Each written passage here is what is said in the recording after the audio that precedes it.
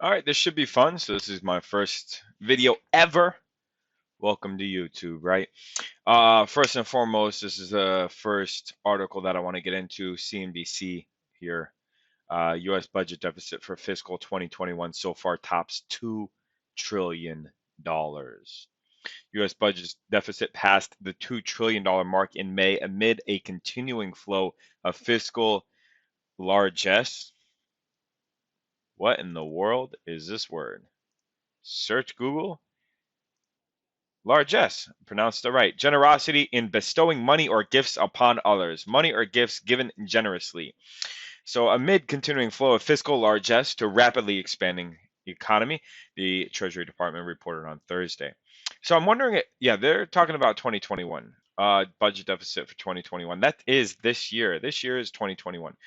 So, we've already spent $2 trillion more than we brought in as tax revenue. Tax receipts here for the month totaled $463 billion. But spending came to 595. So that's about 150, 130, about 130 billion dollars more on a monthly basis. Okay. So with 4 months left in the fiscal year, the government is on pace to come close to the 2020 record of $3.13 trillion. Now, mind you, last year we had the pandemic. So, although it's not excused to spend $3.13 trillion more than what you bring in as revenue, there is some sort of leniency allowed for that. But the fact that now in 2021, now that we're beyond the pandemic, the fact that we're still going to come close to the $3.13 trillion deficit is absolutely mind-boggling. Right now, government debt is at $28.2 trillion, and we've shelled out $319 billion in interest expense so far in 2020. Oh, we've spent okay, so we've paid $319 billion in interest so far this year. Last year was $500 billion, which I tell people, $500 billion. Now, mind you, last year the government only brought in about $3.5 trillion in tax revenue. So let's do a little math, right? If they brought in $3.5 trillion in tax revenue and $500 billion went to just the interest on the national debt, well, 500 divided by 3,500 equals 14%. 14%. So that is 1/7, I believe. Yep, 1/7 of what we brought in as what the government brought in as tax revenue went to just paying the interest on the national debt. Now let's think about this. Let's put our thinking caps on. We're at $28 trillion right now. We're going to add another $3 trillion to that deficit. According to this, government is on pace to come close to 2021's record of $3.13 trillion. So maybe we add another $3 trillion to that debt, right? Because they're going to spend $3 trillion more than what they bring in as revenue, right? So those funds have to be borrowed into existence. So now we're at 31 trillion. And next year, Biden's budget that he announced about a week and a half ago, the budget and spending budget was $6 trillion, while revenue was estimated at $4.17 trillion. So they're already planning for a $1.8 trillion budget deficit next year. So they're already planning to add an additional $2 trillion to the debt next year. Now, you and I both know that the government's going to spend way more than what they are planning on spending. In fact, last year I think the budget was about $4.7 trillion, and they spent close to, I think it was 6.5 that they spent, just over 6.5, I believe it was. And that's where you get the $3 trillion budget deficit for last year. So you know that every year they're going to spend more than what they actually bring in as revenue. Now, here's the issue: is well, if we're in an environment where inflation is running hot. Okay. Um, the way to get inflation under control is to raise rates dramatically. That's what Paul Volcker did in the late 70s, and that's why he was able to get inflation under control. I mean, if you look, interest rates spiked at almost 20%, if not right around 20%. Um, We're in an environment right now where there's absolutely no way that the Fed could even raise rates to 5% without drastically damaging the economy. Our government, corporations, and even consumers are all so heavily indebted right now that any sort of large increase in interest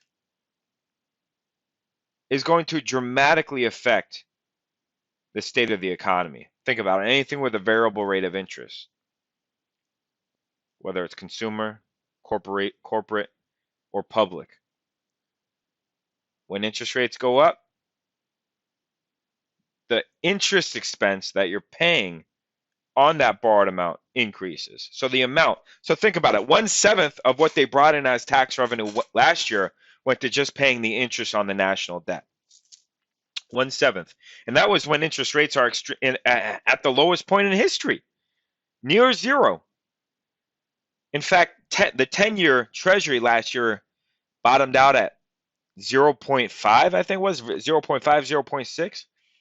So what happens if inflation starts to run hot, 5%, 10%, 15%, and the Fed says, all right, it's got it out of control. We need to raise interest rates, and they spike interest rate. They raise interest rates, they raise the federal funds rate to 20%.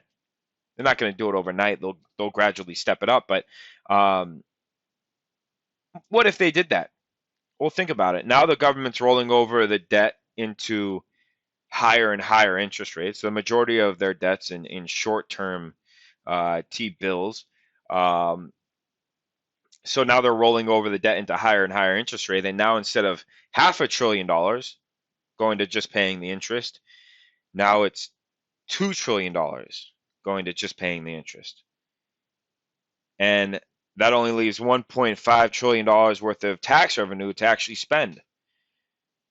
But what happens when we get to a point where the interest on the borrowed amount exceeds what we bring in as revenue? Is that when we reach hyperinflation? Is that when the dollar gets absolutely annihilated? Could be. I mean, Russia, um, Russia, sovereign. I think it was sovereign. The sovereign wealth fund, dollar. I'm just gonna search that. There we go. CNBC. Russia says it will remove dollar assets from its wealth fund. This is published June 3rd, 2021. So that was 7 days ago. Russia will completely remove US dollar assets from its national wealth fund. So what does that mean? That means that demand for dollars is decreasing. Why do you think all these foreign central banks are rushing into federal bank digital currency, right? Or central bank digital currency, CBDC, right? Why do you? Because they're trying to get away from the dollar, because they're saying, look, this country is just printing money and devaluing this purchasing power of these dollars that we're holding on to. So we don't want to hold these anymore. Russia just came out and said, we're going to remove the dollar assets from our wealth fund. Other central banks around the world are trying to create a digital currency to supersede or to go around or to avoid using the dollar. Well, what happens in that scenario? Well, the demand for dollars goes down. And if anybody passed Economics 101, you don't even have to have passed Economics 101 to understand this. When demand goes down, while at the same time supply is increasing, right? Because they're inflating the freaking crap out of this currency. They're printing like wild men, right? So if demand's going down and supply is going up, what's happening to the value? It's plummeting. So the last thing you want to do is be invested in dollars and to have a savings account. Moving on.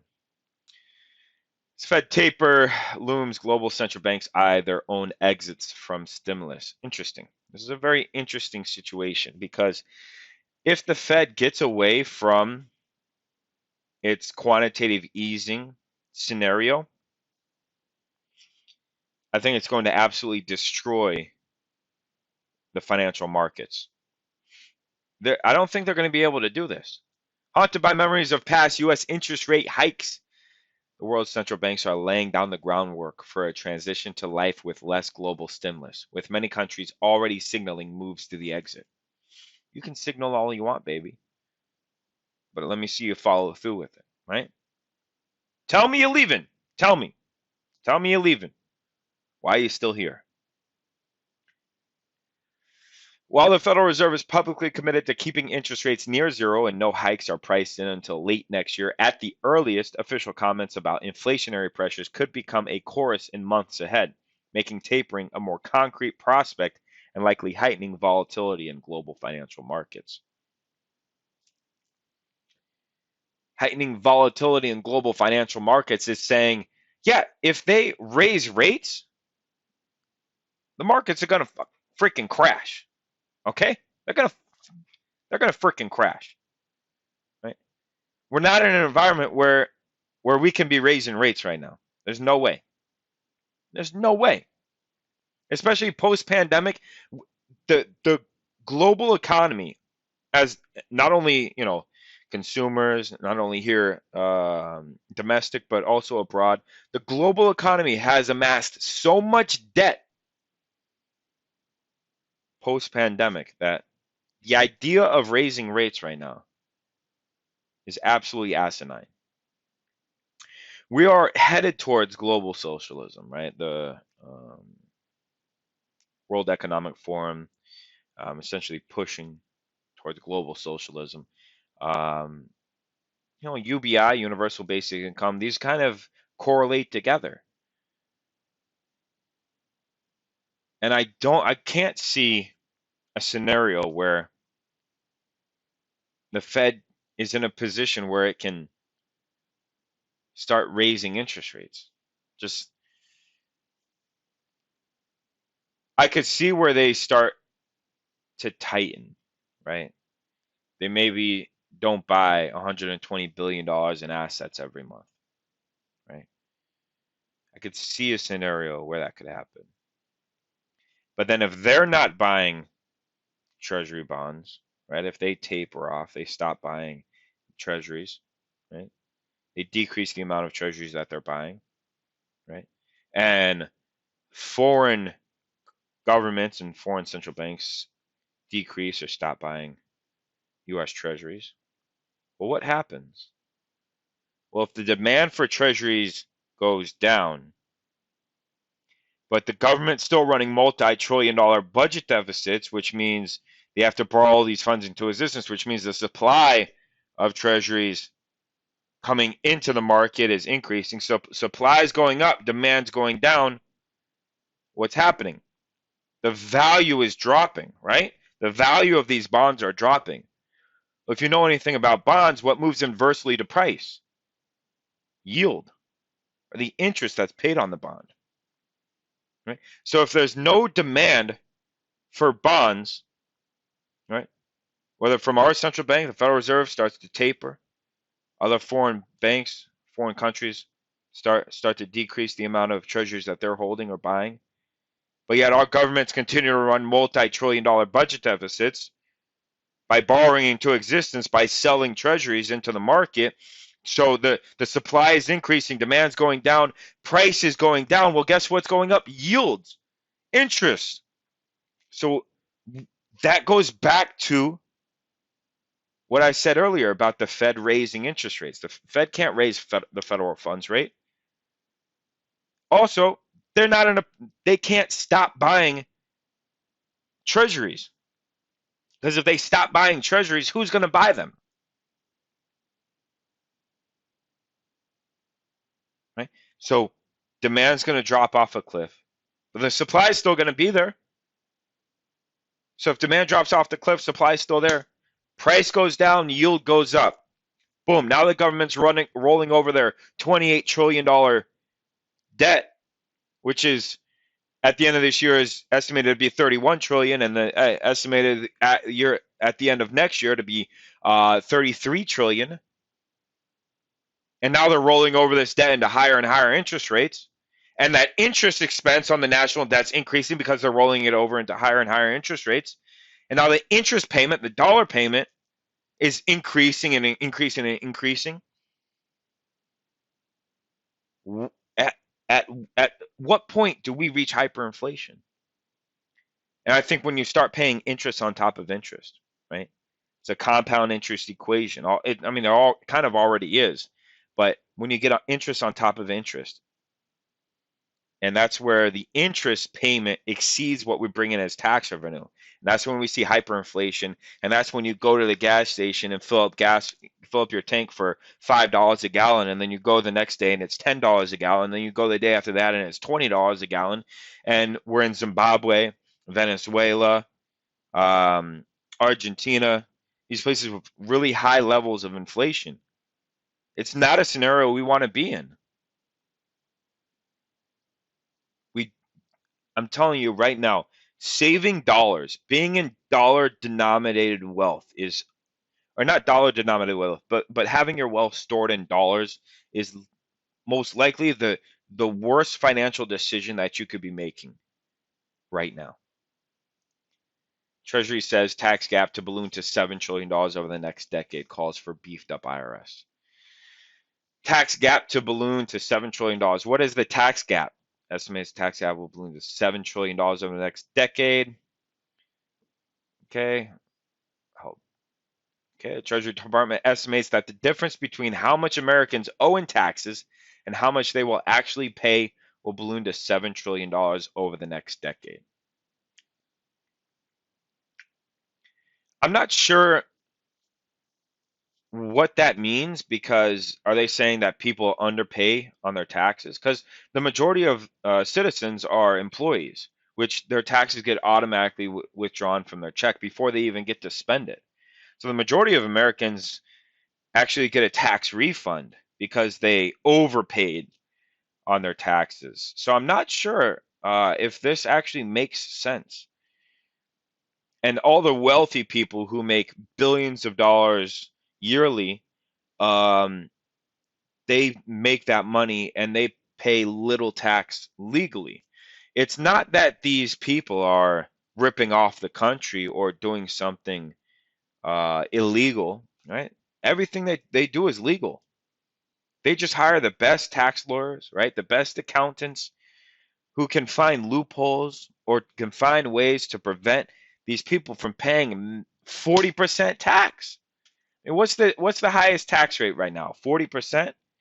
2021 tax brackets. Look, it's already there. Boom. 40%. 37. 37%. 37%. 40%. Come on. That's ridiculous. Nobody wants to pay that. You make $1 million, you pay five, what? You you pay, that was not even close, 3.7 million. You make $1 million, you pay $370,000 to the government. That only leaves you with what, $630,000. It's not right. Obviously, it's going to be less because it's stepped, but still, nevertheless, it's absolutely ridiculous. So those are the three articles that I picked out for today to share. I hope you liked it. Like, comment, subscribe, all that bullshit. Trying to grow my can. Of course, I tried not to swear the whole tried not to swear the whole video, and I screwed up at the end. But yeah, trying to grow this channel organically. I'm trying to um, just get my thoughts, my feelings um, about the economy, about the financial situation um, out there to public. And if you like it, like it. If you think it's awful, or you have any advice on how to get better or make this a better production, leave it down in the comments. I'm open to criticism. I actually love it and enjoy it because it makes me better as a producer. I'm trying to make this shift from being a consumer to becoming a producer, which really all I'm doing is reiterating stuff that I'm consuming anyways. So I'm still consuming these articles. It's just a matter of now I'm producing it and sharing what articles I think are important, I'm sharing that with the world. I didn't write any of these articles. I'm going to go ahead and leave the articles in the description if you want to read them in full.